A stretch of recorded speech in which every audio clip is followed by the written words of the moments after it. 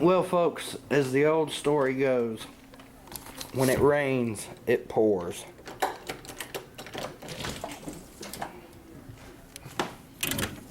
Anything missing from this picture?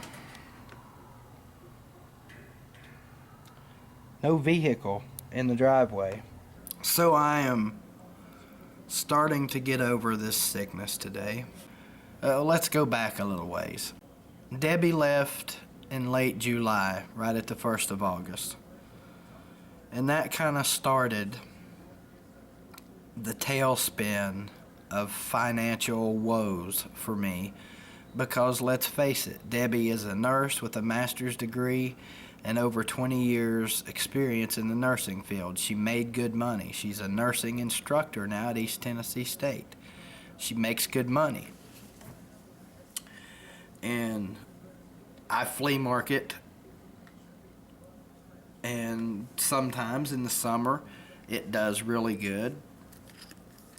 But then come wintertime, it's pretty dead. And because of my health issues, congenital, some kind of arthritis throughout my entire spinal cord. So we'll just say arthritis from the top of my spine to the bottom. It's throughout the entire spine. 3 back surgeries, carpal tunnel syndrome in both hands, high blood pressure, heart disease with four or five, I can't remember, stents in my chest. It's pretty safe to say that I fall under the category of disabled. And I was told 10 years ago after my last back surgery to file for disability because I would never be able to work again the way I used to work back then. I've got enough metal in my back to suit Tiger Woods in a new set of titanium clubs. Screws, rods, the whole nine back there. But I didn't.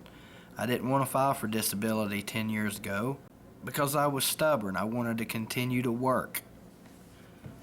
Well, here we are 10 years later, and I actually had filed 2 years ago. And they say it takes a while to find out if you're going to get disability or not. I'm trying to make this short, but I'm just scatterbrained right now because tonight has just totally thrown me for a loop. I'm this close, folks. I'm this close to being okay. Long story short, I finally got approved for disability in October. I have a fairly substantial back paycheck that will be coming my way anytime between a month ago and April. That's the hell of it. I don't understand why they can't just set a date and tell you when you're going to get your money. Anyway, my truck, once Debbie left, I started getting behind. Went down there. It's a buy here, pay here place. I've always kept in touch with these people, always stayed on top of shit down there.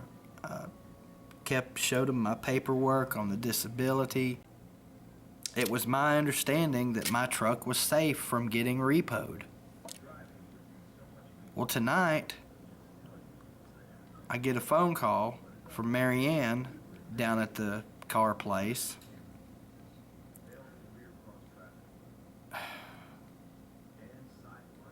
I'm confused right now, and I'll find out more tomorrow. But I don't know if I was dealing with one woman or 2 different women tonight. But basically, I told this woman everything.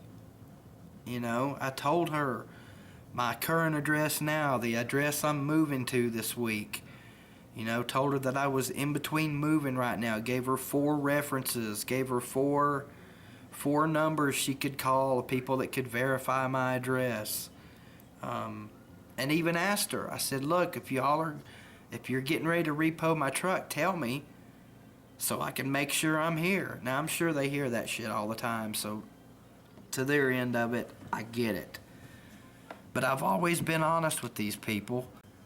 Long story short, I know I keep saying that, So I go over to my new house tonight to take another small load of things over there. With the front door open, I'm taking stuff in and out from my truck. Get everything done. Front door standing wide open. You know, the storm door's closed, but it's wide open. You can see in the house, I can see out. I'm back in Kayla's room farting around, setting her little TV up. And I finally get everything done. I'm like, okay, it's time for me to go home and take my heart medicine, blah, blah, blah. And I walk outside, my damn truck's gone. So, I don't know. Like I said, if I talk to one woman tonight or two women, because as soon as I realized they'd come and got my truck, I was back on the phone dialing that number. And keep in mind, I'd talked to this woman 2 or 3 times tonight. You know, hanging up with her, calling, getting the addresses and the numbers she needed, calling her back. I don't understand how they didn't know where the hell I lived. So basically, I'm sitting here without a vehicle, without my disability check, without a way to get to do the things I need to do tomorrow. Was supposed to be at the new house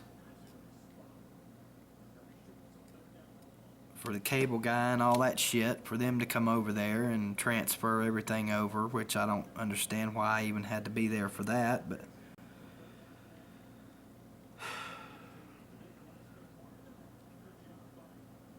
it gets a little bit tougher every day, folks, and I'm really starting to wonder what I'm being punished for. I mean, it could be one of many things, I guess. Fortunately, I was able to get a hold of one of my friends. Keep in mind, it's now almost 1 in the morning, you know, and all this shit happened right at about 11. How I didn't hear them get my truck, I don't understand. And here's what kills me. When I finally got that woman to answer the phone, she said, "Yes, we have repoed your truck." I said, "Well, no shit. I understand that." And I said, "You people don't understand that you guys have fucked me, because I'm over here and my heart medicine's over at my other house and I have no way to get back there." And this smart ass bitch, "Well, if you'd have paid your bill, you wouldn't be in this problem, would you?" Click. And hung up on me. Just makes me wonder how many times those smart ass motherfuckers say that shit to people. And I can understand why she probably said that. All she sees is an order to repo a truck. She doesn't know the 6-month or 5-month history between me and that place. Me calling down there sometimes every week to give them updates, and I don't know, man. When does it ever end? Does it ever end?